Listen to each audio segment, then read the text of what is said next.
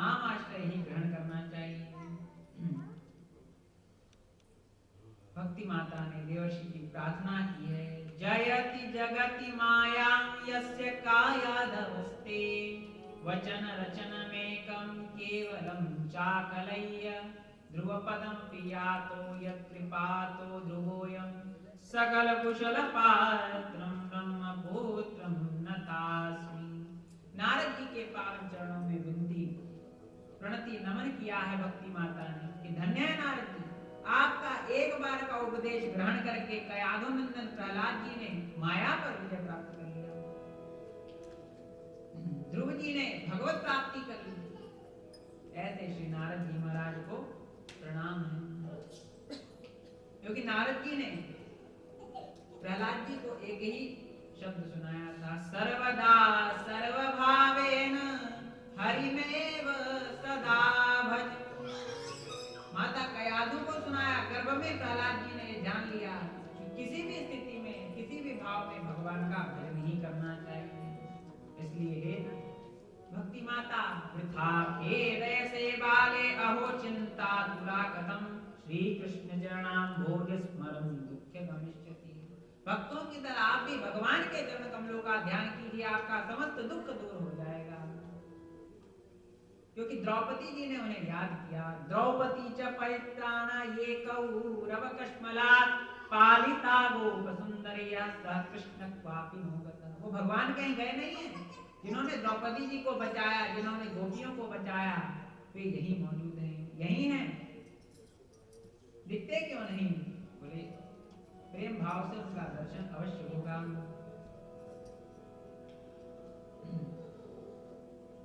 बोले अपने अपने द्वार की सब काहू को लाज, तुम्हें लाज सब द्वार की धन धन श्री यदुराज। द्रौपदी जी ने पुकारा और भगवान आ गए। बोले इतनी देर में क्यों आए? बोले आपका ब्याज चुका रहा था, आपने जो टुकड़ा बांधा था वस्त्र का, तो भगवान वस्त्रावतार भगवान ने ग्रहण किया। तो वही भक्ति माता को कह रहे हैं कि त्वं तु भक्ति प्रिया तस्य तततं प्राणितोऽधिका त्वमाहु भूतस् भगवान याति नीच गृहेषु। भक्ति, हे भक्ति माता, आप जहाँ रहती हैं भगवान तो नीच के घर में भी चले जाते हैं। आपका आश्रय जो भक्त लेता है भगवान उसके पीछे पीछे चले जाते हैं। भक्तों का पोषण होता है। कलिकां सदृशः कोऽपि युगो नास्ति वरानने तस्मिन् स्वास्थाप्यामि गेहे गेहे जने जने। हे भक्ति माता, मैं आपको घर घर में जन जन में स्थापित कर दूंगा, यह मेरा प्रण है, नहीं तो मैं हरिदास नहीं। इस प्रकार से नारद जी ने भक्ति माता को समझाया है। और भक्ति माता ने कहा, अहो नारद धन्योऽसि प्रीतिस्ते मयि निश्चला न कदाचित् मुञ्चामि चित्ते स्थास्यामि सर्वदा। हे नारद जी, मैं सदा आपके हृदय में निवास करूंगी, आपको छोड़कर कहीं नहीं जाऊंगी। हे आप परम कृपालु हैं, आपने क्षण भर में मेरा समस्त दुख दूर कर दिया, अब मेरे पुत्रों पर कृपा कीजिए। नारद जी ने ज्ञान वैराग्य को चैतन्य कराने का प्रयास किया। नारद जी ने कहा, ज्ञानम प्रबुद्धताम शीघ्रम रे वैराग्य प्रबुद्धताम। हे ज्ञान जागो, वैराग्य जागो। बेला अमृत गया आलसी सो रहा बन अभागा, साथी सारे जगे तू न जागा। बेला अमृत गया आलसी सो रहा बन अभागा, साथी सारे जगे तू न जागा। झोलियां भर रहे भाग्य भागे, लाख भक्तों ने हे ज्ञान जागो, हे वैराग्य जागो। वेद वेदांत बोधश्य गीता पाठे खूब सुना वेद वेदांत सुनाया, गीता पाठ सुनाया, ज्ञान वैराग्य नहीं जागे, कुछ चेतन हुए, फिर सो गए। नारद जी को चिंता हो गई। नारद जी ने कहा कि अब क्या किया जाए। वे भगवान से प्रार्थना करने लगे। तभी आकाशवाणी हुई, व्योमवाणी तवैवा व्योमवाणी तवै भूम्ना ऋषे किद्यमानिति उद्यमः सफलस्तेयं भविष्यति न संशयः। उसी समय आकाशवाणी हुई। आकाशवाणी ने कहा, हे नारद जी, आप चिंता मत कीजिए, आप उद्यम कीजिए, आप सत्कर्म कीजिए, आपको सफलता मिलेगी।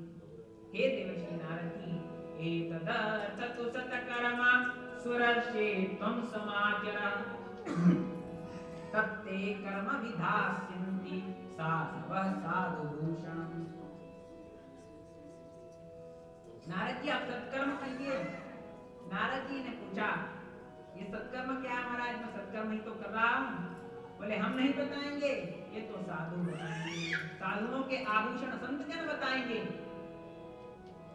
संत शिरोमणि बताएंगे। सत्कर्म करने से ज्ञान वैराग्य की वृद्धावस्था दूर हो जाएगी। नारद जी को बड़ा विस्मय हुआ। नारदो विस्मयम लेवे।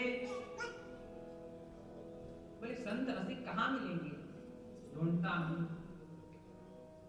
नारद जी चले हैं। बोले, जिनमें जो भगवत भजन करते हैं वे संत हैं। और नारद जी चले तीर्थ तीर्थ विनिष्क्रम्य पृच्छ मार्गे मुनीश्वर। नारद जी ने सब जगह गए, पूछा, मला सत्कर्म क्या है बताइए। कोई कुछ नहीं बताता। कोई मुंह की भूता स्थान में तू इंद्रयस्तु बलाई। कोई मौन हो जाता है।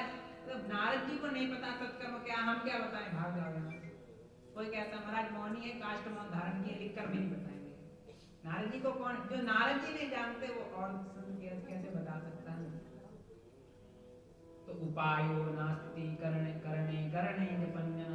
सब लोग कहने लगे एक दूसरे से, बताइए नारद जी इस बात को नहीं जानते सत्कर्म को।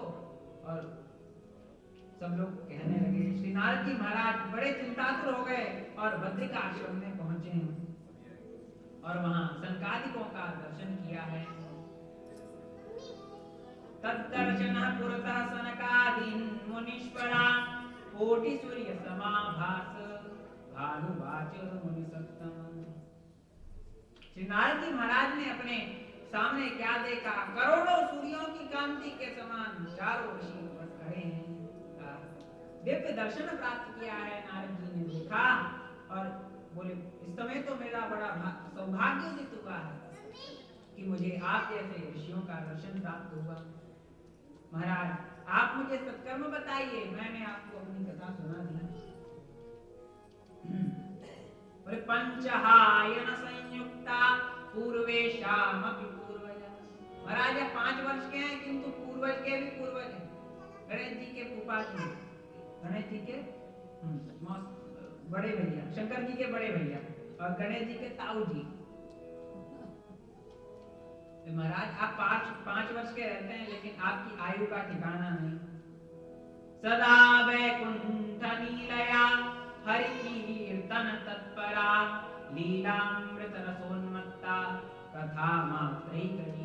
आपका जीवन एकमात्र कथा है। भगवत कथा से आपका जीवन चलता है। एक वक्ता होता है, 3 श्रोता होते हैं। निरंतर हरिश्चरणम हरिश्चरणम कहते रहते हैं। नारद जी ने कहा, हे प्रभु, आप लोग सदा वैकुंठ धाम में निवास करते हैं और नित्य